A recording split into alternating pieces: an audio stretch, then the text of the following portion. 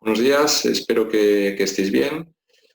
Continuamos con el segundo de los temas dentro del bloque 1, que si os acordáis hablábamos de la constitución y gestión de las entidades deportivas. Pues hoy os quiero hablar de la gestión económica y contable de dichas entidades, ¿no? Lo que pretendemos hoy con este segundo de los temas es sobre todo que tengáis claro 3, 4, 5 conceptos básicos para entender la contabilidad de la entidad. Como pueden ser, en primer lugar, si quisiera hablaros del concepto de contabilidad, el concepto de patrimonio. Luego pasaremos a ver dos figuras fundamentales que nos van a dar la medición de cómo está nuestra empresa, como pueden ser el balance de situación y la cuenta de pérdidas y ganancias.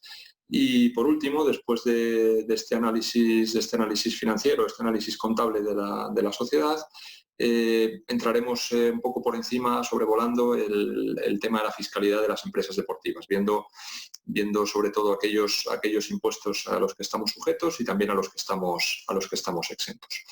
Bien, como hicimos el primero de los días, hemos preparado una presentación en la cual, bueno, pues nos podremos apoyar si vemos que alguno de los conceptos necesitamos algo más de lectura, ¿no?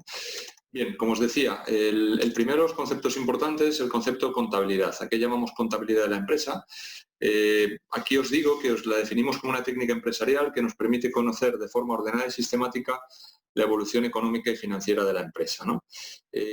Para esto tenemos un doble objetivo, o con esto buscamos un doble objetivo, ¿no? Por un lado, conocer la situación patrimonial de la empresa, lo cual nos lo va a dejar ver el balance de situación, y por otro lado, controlar el resultado de la gestión de la misma, ¿no? Y este documento que nos va a dejar analizarlo es la cuenta de resultados o cuenta de pérdidas y ganancias, ¿no? Bien, el segundo concepto que me parece importante que conozcamos, porque luego los vamos a ir entrelazando entre todos, es el concepto de patrimonio, ¿no? Nosotros definimos el patrimonio como el conjunto de bienes, derechos y obligaciones que pertenecen a la empresa. Bien, consideramos los bienes como los elementos materiales que son propiedad de la empresa, los derechos como todo aquello que terceras personas físicas o jurídicas deben a la empresa, y las obligaciones todo lo contrario, es todo aquello que la empresa tiene la obligación de entregar a otra persona, bien sea una tercera persona que sea ajena a la empresa o a los socios o empresario de la misma, ¿no? Bien, aquí incluimos o acabamos de ver tanto los bienes como los derechos y las obligaciones. Aquí incluimos dos nuevos conceptos, que son el concepto de activo, que serían los bienes y derechos de la sociedad, y el concepto de pasivo, que estaría formado por las obligaciones de la empresa. Bien, esto nos facilita el entrar, como os decía, en las dos formas que tenemos de recibir o de analizar la información de la situación global de una empresa, ¿no? Por un lado tenemos el balance de situación y por otro lado tendremos la llamada cuenta de resultados o cuenta de pérdidas y ganancias.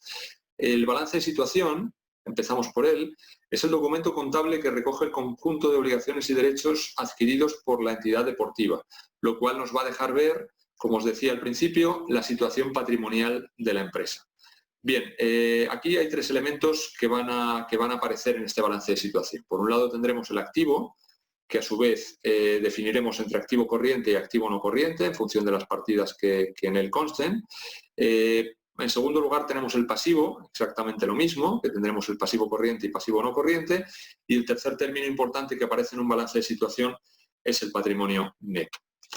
Bien, de esta diapositiva me gustaría que os quedarais simplemente con el cuadro, ¿de acuerdo? Porque luego en un pequeño ejemplo que os he puesto, en una tablita, un ejemplo que veremos más adelante, quiero que os quedéis simplemente con el concepto de que debemos cumplir en el balance de situación, debemos cumplir con esta igualdad, que nuestro activo, es decir, los derechos y los bienes que forman la empresa, sea igual a la suma del pasivo, ¿de acuerdo?, que son las obligaciones, más el patrimonio neto.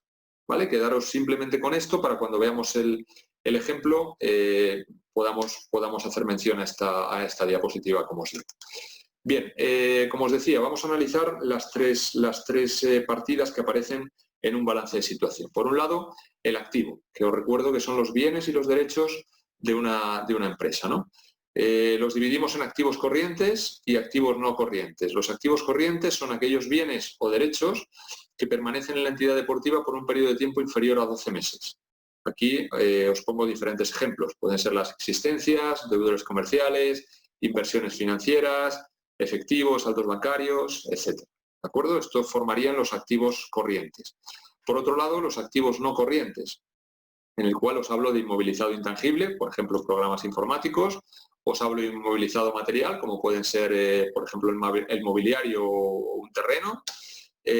Os hablo de inversiones inmobiliarias, que aquí sí es importante que estas inversiones no sean utilizadas para realizar la actividad deportiva, que sea propia de la empresa. Por otro lado, os hablo de inversiones financieras a largo plazo, ¿de acuerdo? Que pueden ser, por ejemplo, fondos de inversión, depósitos bancarios. Y vamos con el pasivo, ¿no? El pasivo, que os recuerdo, que lo acabamos de ver, son las obligaciones contraídas por una entidad deportiva. Y aquí la misma distinción que en cuanto al activo. Estamos hablando de pasivo corriente, como por ejemplo provisiones a corto plazo, deuda a corto plazo, acreedores comerciales y otras cuentas que debamos pagar, periodificaciones a corto plazo. Todo esto formaría parte del pasivo corriente. Pasivo no corriente, pues en la misma medida temporal que hemos hecho con el activo, pues nos llevaría a aquellas provisiones a largo plazo, que serían las obligaciones contraídas con terceras personas, pero a largo plazo. Asimismo, aparecen en este pasivo no corriente, aparecerían las deudas contraídas en un plazo superior a 12 meses, deudas a largo plazo, pasivos por impuestos diferidos, etc. Bien, el tercer concepto importante que aparecerá en un balance de situación es el patrimonio neto. Y aquí quiero que os quedéis fundamentalmente con dos conceptos. Los fondos propios, que aquí sí es importante, que son las aportaciones que realicen los propietarios de la sociedad a su fondo o capital social.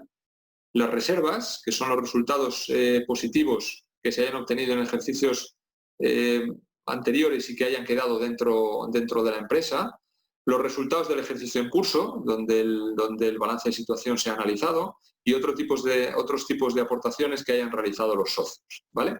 Eso, junto a las subvenciones, donaciones y legados recibidos, son lo que formarán el patrimonio neto de la sociedad, que, como os digo, junto a su activo y a su pasivo, son los elementos que veis en este ejemplo de balance de situación, ¿de acuerdo? Os llevo directamente a la diapositiva que veíamos al principio, ¿de acuerdo? En la cual nuestro activo, como veis aquí en este total de activo, ha de ser siempre igual a la suma del pasivo con el patrimonio neto. Entonces, bueno, como os digo aquí, ¿qué conforma nuestro activo? Pues bueno, aquí os he puesto en el ejemplo el activo no corriente, pues por ejemplo el mobiliario, instalaciones, terrenos, construcciones, pues aquí tenemos un total de activo no corriente de 168.000 euros. En activo corriente, pues bueno, una suma de cuotas de los socios, del dinero en caja, dinero en bancos, etcétera. Esto nos llevaría a un total de activo de 191.200. ¿Qué tenemos en el pasivo y en el patrimonio neto? Pues lo que os he dicho, en el patrimonio neto, por ejemplo, de capital social tendríamos de aportaciones de socios, por ejemplo, 90.000 euros, de resultado de ejercicio anterior tendríamos 6.000 euros, esto en el patrimonio neto. En el pasivo no corriente, pues tendríamos, en este ejemplo que os he puesto, préstamos contraídos por la empresa a 5 años, por ejemplo, tendríamos una cuantía de 60.000 euros, y en el pasivo corriente pues tendríamos unas deudas con proveedores de 12.000 euros y unas deudas con administradores pues de 5.200. Suma de patrimonio neto más pasivo corriente y no corriente nos llevaría a una suma igual a nuestro activo, que, como os digo, os llevo al cuadrito importante con el que nos hemos de quedar del inicio. Bien, la segunda forma que tenemos de analizar o de recibir la información de cuál es la salud de nuestra empresa es la cuenta de pérdidas y ganancias. Bien, la cuenta de pérdidas y ganancias lo que recoge es el resultado del ejercicio, que está formado simplemente por los ingresos y los gastos del mismo. Y la diferencia que tengamos entre los ingresos y los gastos será el resultado que nos haya dado en ese ejercicio nuestra entidad deportiva. El resultado podrá ser positivo cuando los ingresos sean superiores a los gastos, podrá ser negativo cuando los gastos sean superiores a los ingresos y podrá ser resultado cero cuando los ingresos consigamos que sean igual a los gastos. Bien, en esta cuenta de resultados, ¿qué tenemos? Bueno, pues, ¿o qué buscamos? Buscamos información, básicamente. Y tendremos todos los ingresos y todos los gastos de la sociedad agrupados en elementos de la misma naturaleza, ¿no? ¿En qué periodo? Pues normalmente son 12 meses, han de ser 12 meses, que lo que sí puede ser o no coincidir, o pueden ser o no coincidente con el año natural. Puede ser el ejercicio natural del 1 de enero al 31 de diciembre, o puede simplemente ser un ejercicio en el cual nosotros tengamos nuestra actividad, por ejemplo, del 1 de septiembre al 31 de agosto. Pero bueno, nos vamos a quedar en el ejemplo que veremos más adelante con un año natural, ¿no? Buscamos un resultado, que será simplemente la diferencia entre los ingresos menos los gastos, ¿de acuerdo? Y ahí os remito a la diapositiva que acabamos de ver.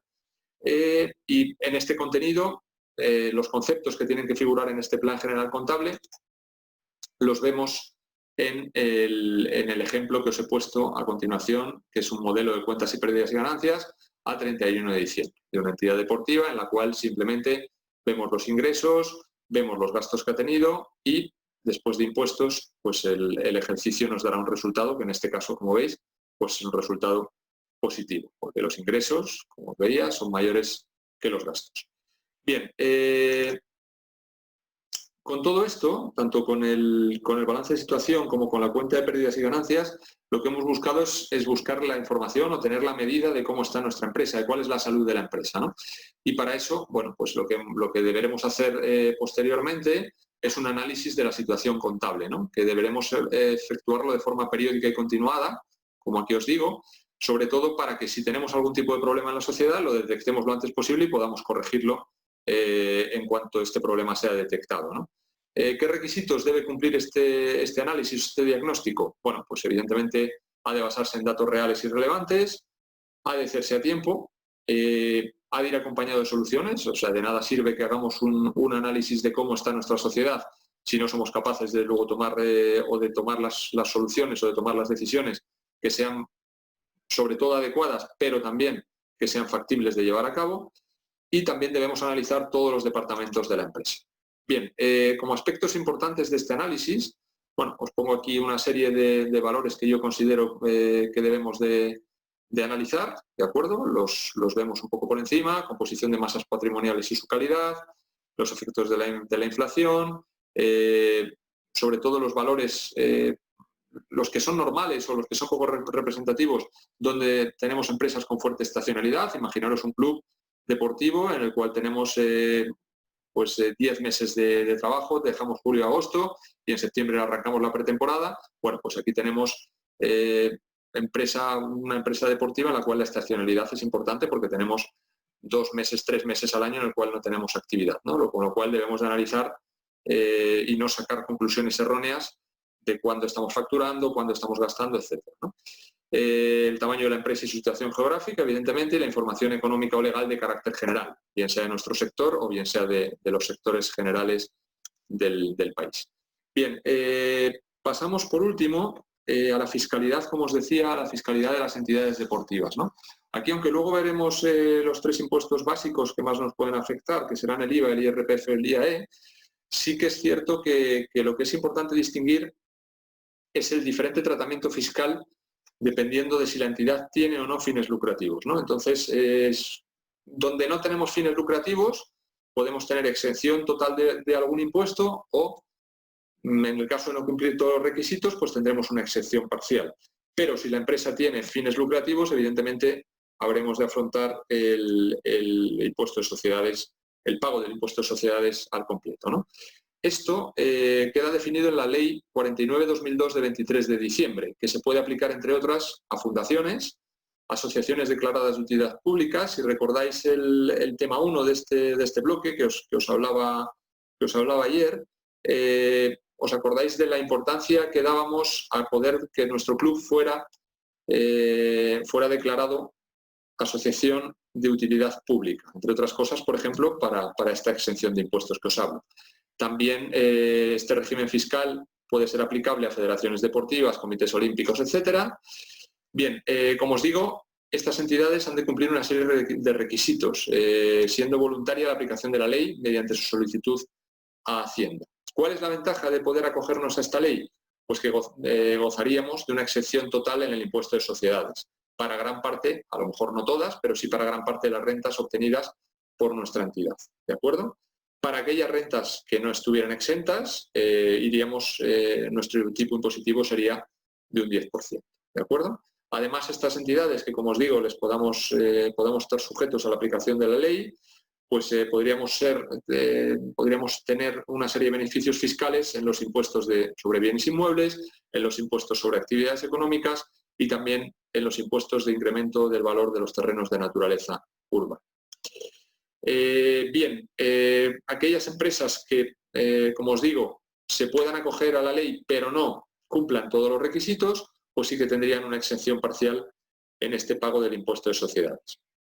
Para el resto, pues evidentemente estarán sujetos al impuesto de sociedades que se regula en la Ley 27 de noviembre del 2014. Bien, y aquí, como os digo, pues hablamos básicamente de 3 impuestos. Como os decía, vamos a hablar del IVA, vamos a hablar del IRPF y del IAE. Pero bueno, al ser impuestos que digamos están muy en nuestro día a día, vamos a pasar de manera muy somera, pero sí quiero que pues tengamos los conceptos claros y los conceptos básicos. Empezamos hablando del IVA, que sería un impuesto se trata de un tributo de naturaleza indirecta, ¿de acuerdo? Que esto sí debemos de quedarnos con un impuesto de naturaleza indirecta, que recae sobre el consumo y grava las siguientes operaciones, ¿de acuerdo? O sea, como concepto básico, tributo de naturaleza indirecta, grava las operaciones de entrega de bienes y prestaciones de servicios efectuadas por empresas o profesionales, grava adquisiciones intracomunitarias de bienes y grava las importaciones de bienes, ¿de acuerdo? Sí que reseñar que los clubes deportivos como asociaciones privadas son sujetos pasivos del impuesto sobre el valor añadido, ¿de acuerdo? Aquí os pongo evidentemente que grava las transacciones económicas, os lo vuelvo a repetir, y está destinado a ser soportado por los consumidores finales, como ya sabéis. Bien, empresas deportivas, tipo impositivo, el IVA general del 21% y el IVA reducido del 10%. La liquidación es muy básica, os lo pongo aquí, el cálculo sería el IVA repercutido, el que llevamos en las ventas, menos el IVA soportado, el que estaría presente en las compras, ¿de acuerdo? Si el resultado de esta diferencia es positivo, se procederá a ingresar en la agencia tributaria, y si el resultado es negativo, o bien lo compensaríamos en los siguientes periodos o solicitaríamos su devolución. Bien, en penúltimo lugar hablamos del impuesto sobre la renta de las personas físicas, que en este caso sí es un impuesto de carácter personal y directo que grava la renta de las personas físicas y grava una serie de conceptos que podéis ver aquí. Los rendimientos del trabajo, los rendimientos del capital inmobiliario, los rendimientos del capital mobiliario, los de la deuda pública, imputación de rentas inmobiliarias y las ganancias y pérdidas patrimoniales como pueden ser acciones y premios. Por último ya, simplemente 2 frasecitas sobre el IAE, sobre el impuesto a actividades económicas, que simplemente grava el mero ejercicio de la actividad económica. Es un impuesto municipal, obligatorio y periódico, coincidente, eso sí, con el año natural. Aunque también os hago aquí la observación que podemos tener que acceder al pago de actividades económicas si hemos hecho, por ejemplo, un acto aislado, un campeonato, un acto deportivo de manera aislada, también tendremos que acometer el pago del IAE. Bien, pues hemos terminado, hemos finalizado la presentación. Bien, como os digo, pues en este segundo tema, como siempre me gusta hacer, vamos a hacer un poco resumen de lo que hemos visto, sobre todo que os queden claros una serie de conceptos muy básicos, porque no hemos entrado en profundidad, pero bueno, sí que nos quede claro el concepto de contabilidad que hemos visto inicialmente, el concepto de patrimonio en el cual incluíamos los términos de bienes, derechos y obligaciones. Acordaros que los bienes y derechos forman el activo, las obligaciones forman el pasivo, ¿vale? Luego analizábamos 2 formas de tomar el pulso a la sociedad, mediante el balance de situación, en las cuales os hablaba, acordaros del concepto activo, de pasivo y de patrimonio neto. Y a continuación pasábamos a ver la segunda de las formas de recibir información o de analizar esta información, ¿no? Que sería mediante la cuenta de pérdidas y ganancias, que acordaros que recogían los resultados del ejercicio en curso. ¿De acuerdo? Por último, veíamos un poco los requisitos para el análisis de la información contable y en este último punto os hacía un pequeño resumen de la fiscalidad de las entidades deportivas, aquellas entidades que se podían acoger a la ley y quedaban exentos total o parcialmente del impuesto de sociedades, Y por último os hablaba de los impuestos del IVA, del IRPF y del IAE. Bueno, como os digo siempre, espero que os haya sido de utilidad. Y bueno, pues nada, nos vemos en la próxima de las clases. Ya arrancaremos con el segundo de los bloques, que está compuesto por 3 temas. Y bueno, espero que, como os digo, esta segunda de los temarios os haya sido útil. Muchas gracias por vuestra atención y nos vemos pronto.